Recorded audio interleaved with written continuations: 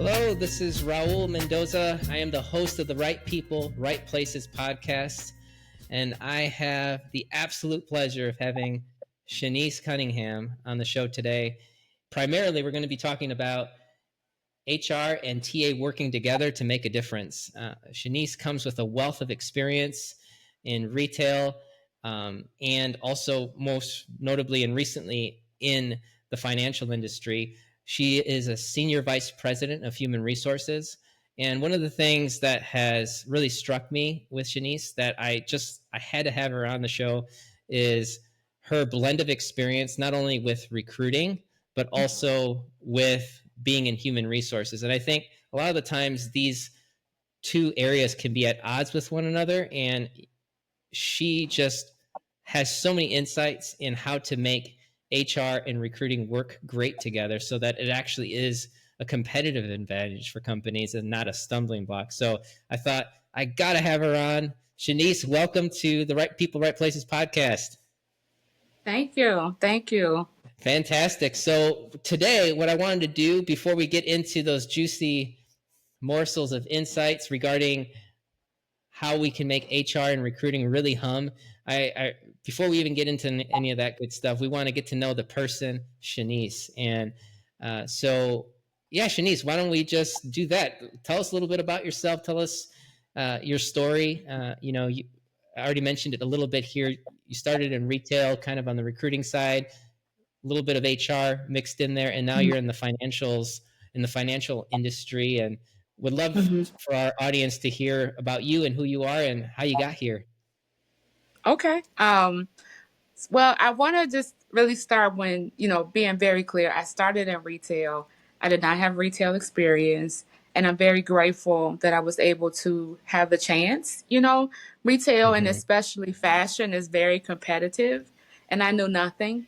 And I think for me, being that I knew nothing, I would ask about everything. So as I worked in the store and I was learning, of course, the product and the sales and the profit and things like that, I was able to see more. And I actually had a manager that said, you should work with recruitment and training and development. You should do human resources. And I was like, what is that? And she said, it's recruitment, training and development, payroll. I was like, okay. And so I worked in the store. I was a manager. And that's where I learned those basic foundations and also the people. And then I went to be a recruiter. And with that, I was helping hire with new stores. I was training managers on the best practices with recruitment and with onboarding. And I had the opportunity to open some new markets as well. And during that time, I asked a lot of questions. I'm always a question asker. I think you have to be when you're in human resources, recruitment, whatever. You got to learn how to talk to strangers.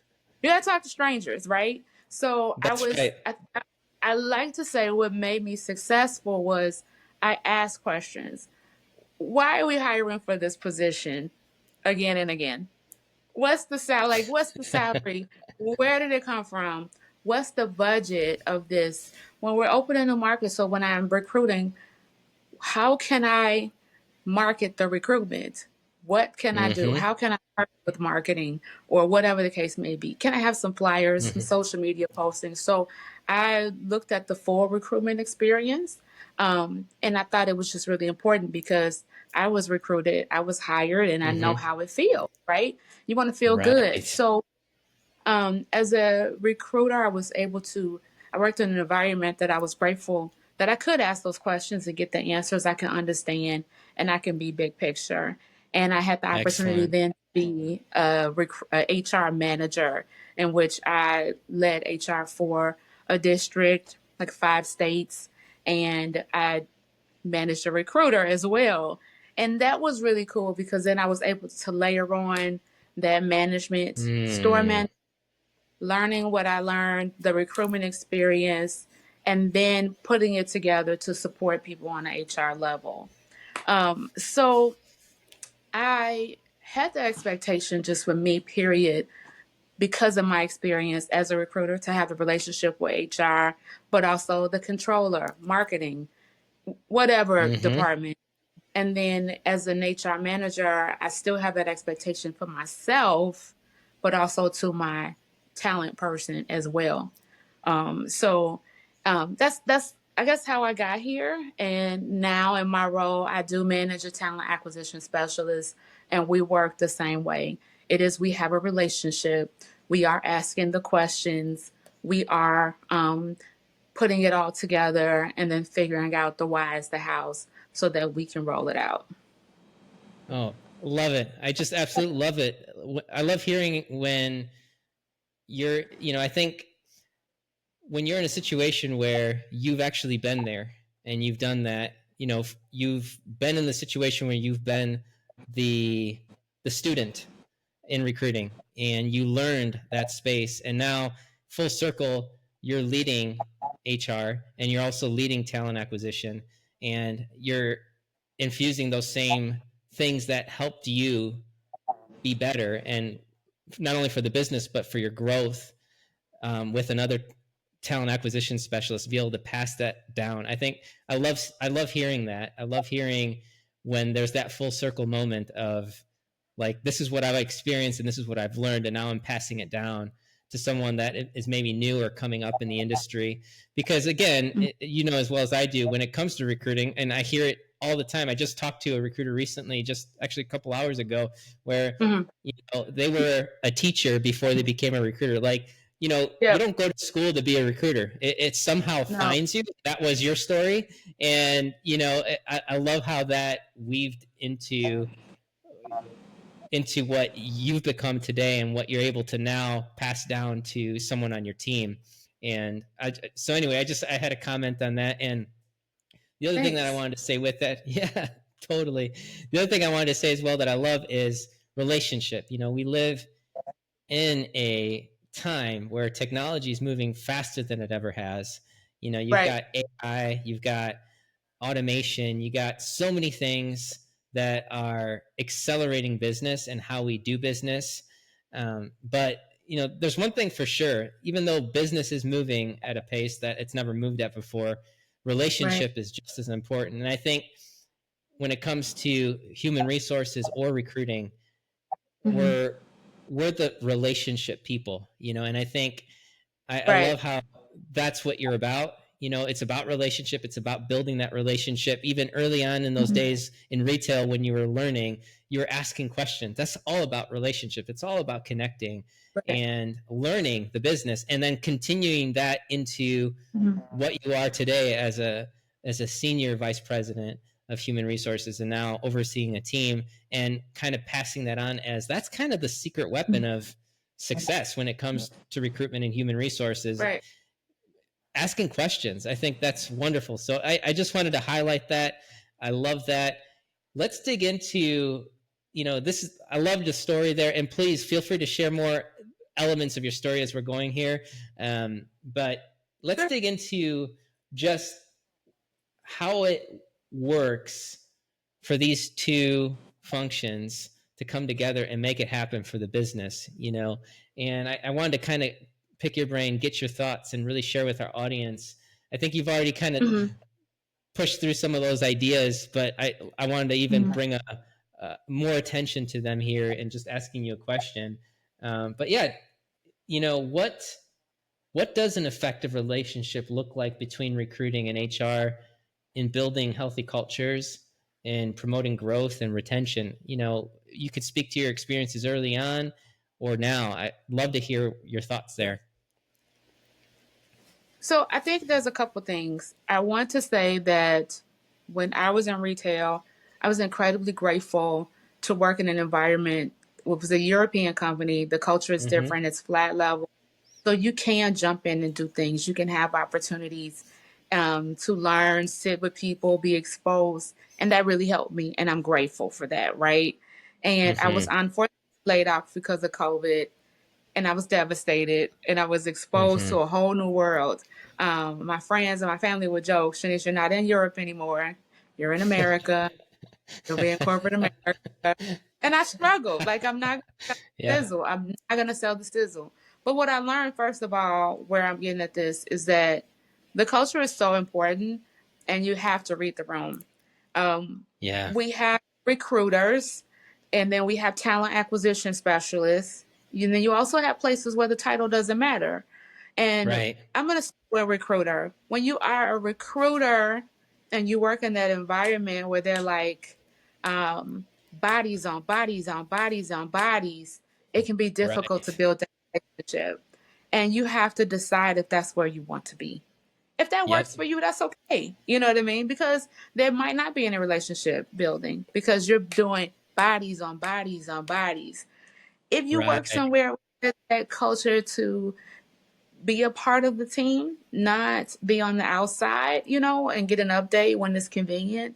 You have the opportunity to be with an HR person, or like I said, ask the questions from that. Is it the controller? Is it the accountant? Whatever the titles and the structure is, you Mm-hmm. embrace it. It's that opportunity for you to do more.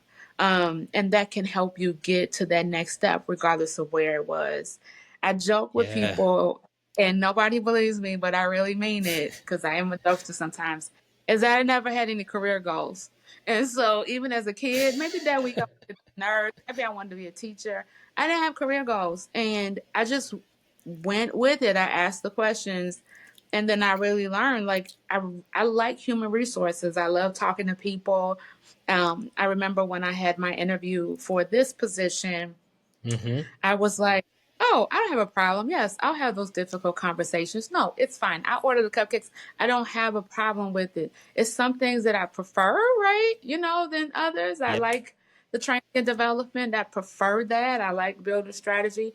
But I do have to work on some employee relations things. I do have to walk people out. It's the reality. Yep. But I Yeah. learned it from being a manager and a recruiter. I learned that from when you go through the interview process for someone, whether it is a entry level position or a corporate senior level position, they have 72 interviews, and the answer is no. Maybe it's because they cursed. Maybe it's because it was somebody better. Maybe they didn't pass the background check. It's up to you as a recruiter to have that conversation with them. So it Right. prepared me to be HR. So I can talk to a stranger. Hey, stranger, in your interview process, while you do have great experience, you said some derogatory things. They have Mm-hmm. my phone, they have my contact information. They might not have the hiring manager. It prepared me. And I don't think that Yeah. talent people really know their value and see that. Like, you can do Yes. this because you were that one that delivered that message. You were the one that said, hey, hey. And I don't want to put bad vibes in the air. So I'm going to say, hey, Betty Boop, you asked for 75,000, but actually the max for this salary or where you at right now is 52. Like, you're the one that's delivering that. You can Yeah. deliver a performance plan. You can present a strategy for recruitment or employee Yes. engagement to a CFO. You can do it because you do it. Right. I love it. I love what you're saying right there. I think we can sell ourselves short sometimes, right? Like, I Right? think we don't, I think candidates, especially in this market, it is an absolute brutal market right now for candidates. And, Right. that's what I really like your perspective there and what you're saying, because when, on the HR side, you're looking at talent, you're looking at workforce development, you're looking at compliance, Right. you're looking at all of that. Mhm. But, when you marry that up with recruiting, you're able to kind of almost get ahead of some of that in a conversation. Right. That's HR, when if HR Yep. and recruiting are working together, it's like recruiters know how to identify the issues before they become issues Yep. and Hmm. really tee up Yep. those conversations and really make sure that we're having the right fit. A lot of times recruiters are, they are the front lines, right? Recruiting, talent acquisition, front lines. They're out there building relationships, plugging the company, really Yep. trying to evangelize the organization and what they do, their culture, and trying to connect with people and also Hmm. understand where people are at, what their goals, dreams, and aspirations are, what their skills, what is that they bring to an organization, and we're trying to marry that up. When you look at recruiting and you look at HR, the recruiting is kind of the front lines. They are the people that are engaging people and sharing the Right. story of the company and getting people excited about the opportunity, and also figuring out, okay, do these individuals have the skill set and blend and culture fit that an organization is looking Right. for? And HR Right. is part of the onboarding. They look at retention, they look at compliance, they look at building culture strategically, so um, you need both of these things to work together. You need both talent Right. acquisition and HR to work together to get that result. So I love how you talked about that and what you shared. And I think, you know, to what you were saying, I guess to kind of dig into that even further is I Mm-hmm. wanted to, how did you, when it comes to, I'm hearing a lot about partnership. How do you build partnerships with the business? How do you, and what does partnership look like, or what do you think about partnership when, or how do you build partnership, let's say, between recruiting and HR so that we can have the outcome of a successful culture and great retention? I think one thing that is important is you have to own your craft, your specialty, right? And I Mm, don't think that as in human resources, we always do that, whether we are the HR manager or the benefits person or whatever the case may be.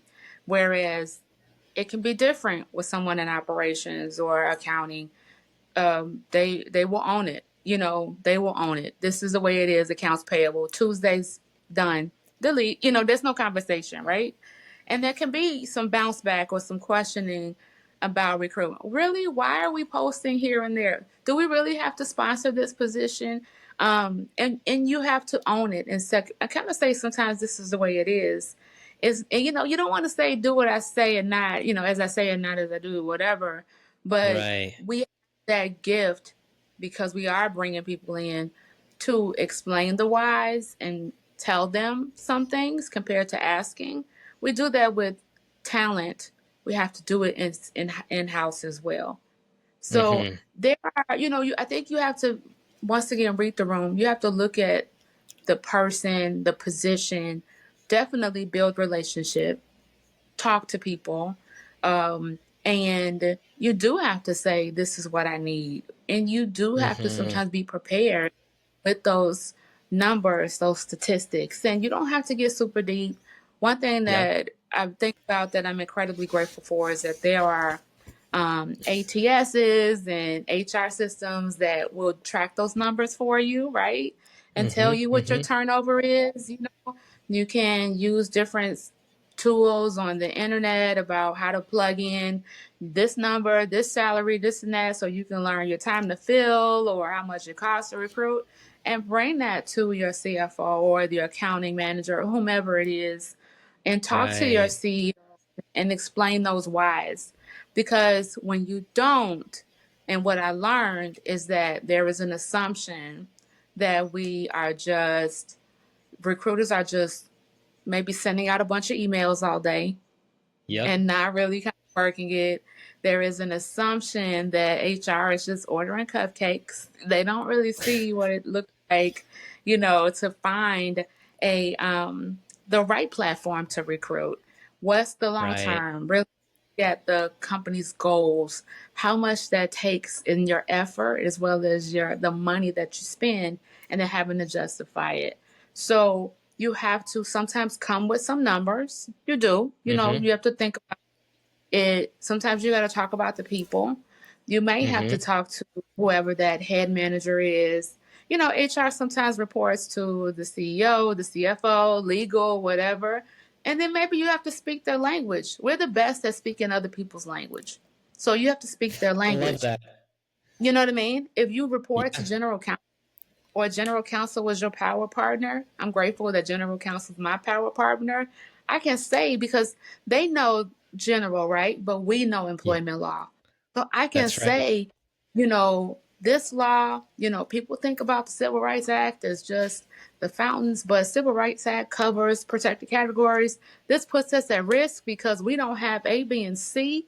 We Mm-hmm. need to do this training because people aren't informed of A, B, and C. And I have that. We built the partnership because I know. that I have to explain where I'm coming from and the whys. Because the accounting team, and I'm jumping back to another team, we know the whys of why we have to submit an expense report, right? Or the Mm-hmm. whys Mm-hmm. of submitting an invoice. We have to explain the whys of human resources. And that even starts with the recruiting, the why I need a budget to use the LinkedIn on a higher level to recruit for Yeah, this market or this position or this new company or whatever the case may be. I So I love guess it. that's our relationship. I just absolutely love what you shared there. I almost kind of started jumping up and down a little bit, but then Oh, I contained myself there because I'm like, I don't want to mess something up with our setup because we've had some technical difficulties, haven't we? So, okay. but I just love what you said there. I think you said speak their language and know who's in the room. You said that a Mm-hmm. couple times, and I think that is just absolutely key. Whether you're in Mm-hmm. recruiting or you're in HR, you have to be able to one read the room and and and and understand what the pains are, what is Right. actually important to your audience. You know, whether it's Right. general counsel, whether it's an accounting director, whether it's a controller, like you need to understand, and that's recruiting needs to do that well, talent acquisition and human resources. You can't build culture when you don't know your audience, Right. because your business is your stakeholders, you know, Right. from an HR perspective. And with Right. recruiters, like if you can't read the room, meaning you can't read the market, then you can't you don't know what you're going after, you know, like if you Right. don't understand the economy and what's going on and who to go after, then it's or the niche where these talented people are found for the organization that you're part of. If you're not reading the room, Right. then you're not even going to have an opportunity to speak their language, right? But then the next bit of it is speaking their language. Is how do you do that? And I think that goes back to an earlier point you made about asking questions and being curious. And as an HR business partner, we have to ask Mhm. questions, stay curious, understand what the business is doing, and then actually share what's important to them, share a solution. And you gotta that changes from group to group, you know. And recruiting and HR, I think you said it well, like we have to think like business partners. Like we have to take ownership, which means we're business. We think like a CEO. We are the CEO of our own desk, right? So I just love Right. what you said there. I think there's so much there, in terms of us taking ownership in the work that we're doing from a talent side or from a HR side. So love it. Yeah. Absolutely love it. Anything else you want to share with that? I want to say, once again, I appreciate all of your like positive energy and like Shanice saying, Shanice saying that, and a lot of some things I learned on my own, or I figured it out, or I brought it from my personal life, and a lot of things is from people that I've observed. I always say that I talk a lot, but I watch even more. So it's things that Mm-hmm. I've observed, also things that people have talked to me about as well. And when it comes to us recognizing our value, and really it doesn't it doesn't matter, excuse me, who it is. But when it Yep. comes to us recognizing our value as HR, and when I say HR, I'm including recruitment, benefits, payroll, onboarding Mm-hmm. specialists, HR BP, whatever. We are the ones that put out fires, right? Whether it is Totally. recruiting, oh, got a new market, got to get it hired. Didn't really count down the time. Oh, there's high turnover in this one position, location, blah, blah. Can't find anybody who wants to come in the office every day or whatever the case may be. We put out fires. And That's right. I think we pick up a lot of skills along the way that we did not expect. And I had a person that told me when I would be maybe tasked to do something I didn't know about or was apprehensive and things like that. And they told us as a team to say, put it on your resume. Oh, there's another line for your resume. And now I copy and paste that myself and for my team and my talent person. we do a lot. We get some surprises. Some are fun, and some are more fun, even more fun. Fun is not that word. And I'm like, put it on your resume because that's Yep. another line you can check off of your talent list. Like that's something else you have in your toolbox. Put it on your resume. That's another line on your resume. I So love I it. think it's I totally love important. that. But it didn't come from me. Don't give me credit. I love it though. I'm so what you're saying is so good. It's about how do you value yourself? Well, you bring value by the experiences that you go through in your Right. career and the things that you acquire.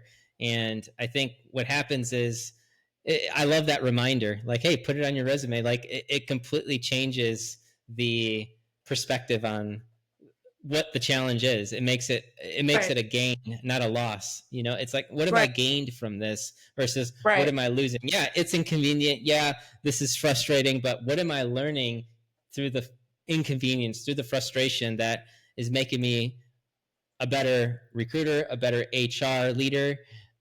This is all add it to your resume. I love it. I think that's a great takeaway for our audience, even just to say add it to your resume. So I absolutely love that. The other thing I wanted to say as well is you talked about HR putting out fires, and I just want to say this episode's on fire. You're nailing it. You're nailing it with the stuff that you're sharing. With that said, as we're kind of drawing to a close with this episode, I wanted to just kind of ask a couple of questions to you Yeah. about you talked about curiosity, you talked about learning, you talked about asking questions, and I Yep. know that I didn't prep you for this, but maybe you'll have some things that come to you in the moment. But what are some of your favorite books on HR recruiting or business that you would recommend? It could just be one, it could be a couple, anything that you're reading right now that you're really enjoying that you think would be fantastic for our audience to look into.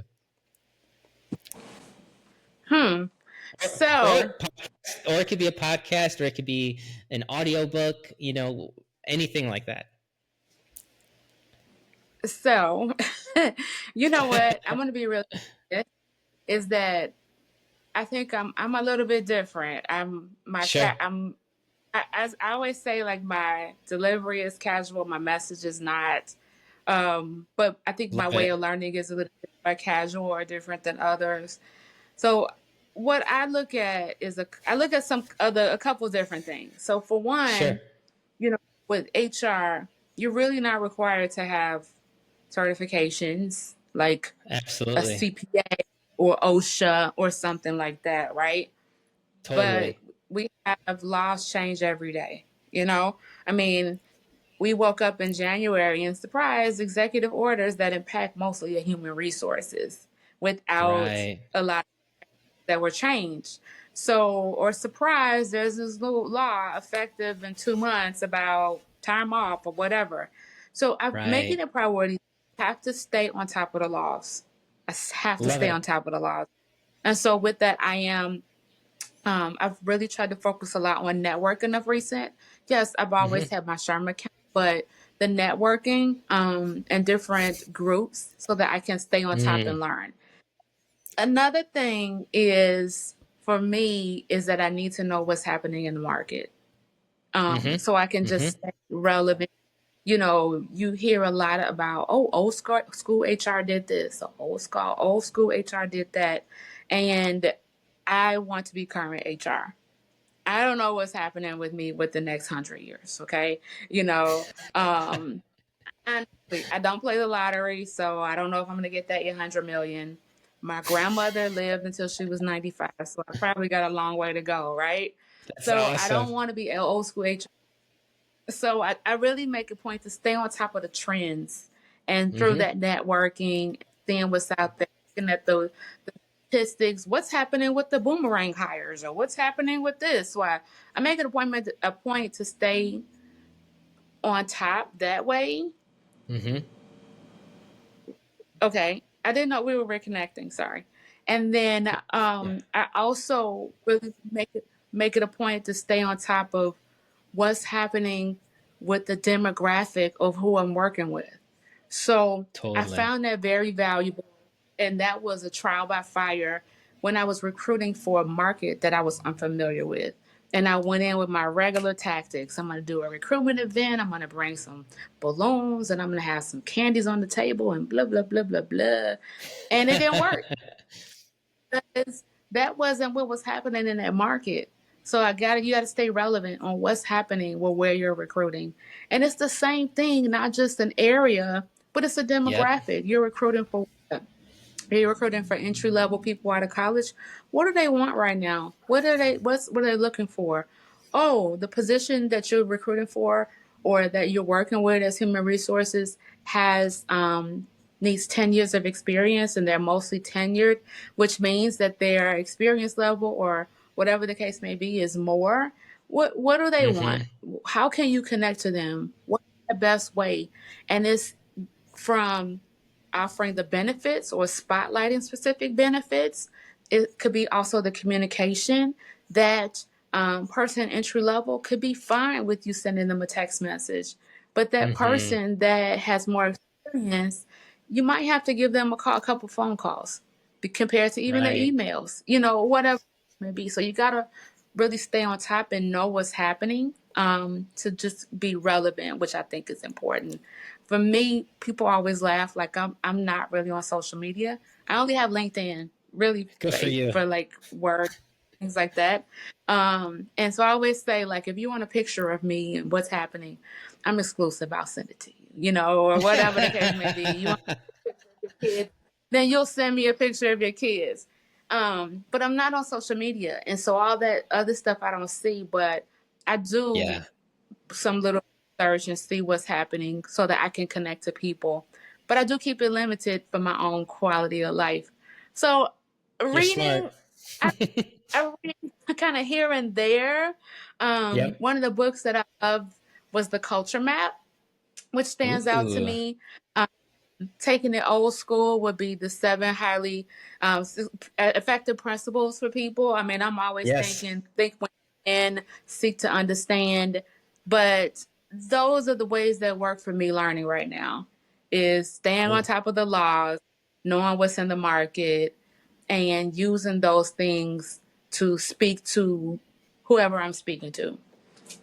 I absolutely love it. I love where you took that question. I love that you said, basically, you learn through relationship. You learn through your network, and it's staying up with what's going on in the law space of talent acquisition and HR, because that's always changing. That's a very dynamic, fluid environment. But I love what you said about relationship because we're in a day and age where people they don't think about that as much anymore because you can YouTube something.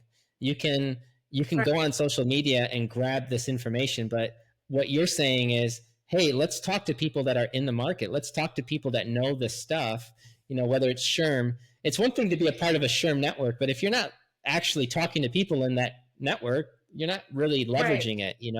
And I love what you're Right. saying, like you're learning stays fresh through your connections and through your relationship building and keeping up with what's going on with trends in law as it impacts HR and talent, but also staying in contact with experts in those fields that can help you understand and synthesize that information. So I love what you said there because what's a book? You know what I mean? Like you read a book and you got some cool Right. ideas, but if you talk to people that are actually doing this stuff and you're doing it yourself, Yep. you learn how to apply that information, that knowledge in terms of what's working and what's not. But I love those book recommendations. I heard the Culture Map and the 7 Habits of Highly Effective People. Fantastic books. Yep. So Yeah. I'll definitely make Um, those recommendations in the comments of this episode and appreciate you sharing that. Anything else you wanted to share? I don't know. I mean, I guess this was the time for you to pick my brain, but I do want to say I'm just really incredibly grateful that someone saw something at me and suggested it because, like I said, I had no career goals and I still kind of don't have any. I'm grateful and I go with it, I and love explain it. to me what human resources. So I think, like pay it forward. I also think what Mm, really helped me was I had opportunities even though I didn't have the title. So if you work in an organization that you can do that, then do it. Let that person who you know is great, a great manager, or a great whatever it is, sit in on your interviews and take notes, and then discuss oh, the candidate with them. Talk to them yeah, about the core values and how do they see the core values of the company for that candidate or that position. I would say engage those people, because they're the person that's going to replace you when you get promoted. You know what I mean? yeah. They're Love it. that walk away and say, this person helped me. So I would say, like, I'm gonna put the homework back on the recruiter and the human resources person and encourage somebody else on the team to do it. And when we get on our like martyr soapbox, I'm so busy, this and that, who can you delegate? And it's the Yep. same thing with that person that comes to you. And I don't want to say martyr all the time, but sometimes people are martyrs, and sometimes they struggle with time management, and sometimes it's just, being overwhelmed. Who can they delegate some of the work to develop them? Because if Yeah, someone didn't delegate it to me, I don't know. Maybe I'd still be working in the store because I didn't have career goals. You know what I mean? totally. So that's say, and you can do that with human resources. Everything doesn't have to be a secret. Perhaps they come to that recruitment event with you and you just tell them to tell that story and to meet people and pass out the flyer and get a feel of what the talent looks like. Do that, engage people because it can help them. And I think it's just so important to not discount, or minimize any position or talent. You know, I don't know. Totally. That's what I That and is, I don't mean, totally. and I I was love just what you're saying there. don't miss. I'm sorry, go ahead. No, it's okay. It's okay. I was saying, and don't minimize your talent because I Hmm. don't think that we just speak up for ourselves enough as human resources. Yep. We don't really think about what we do and what we don't do and how we can go to that next step, and especially as a recruiter. So good. Oh my gosh. This is a great way to wrap up the episode. You just kind of did rapid fire gold there. It's Okay. like, here you go, boom, boom, boom.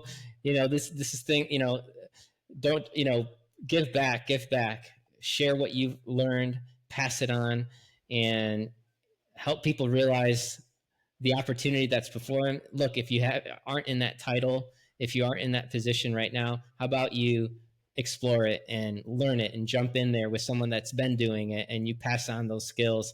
I absolutely love what you said there.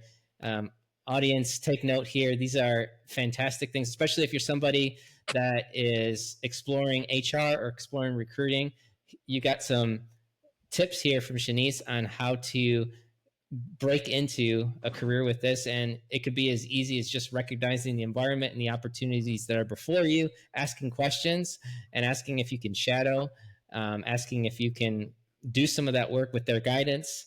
And that's how you learn. I mean, that's how Chynise started, and that's how you give back. And you never know, they might be your replacement if you're getting promoted.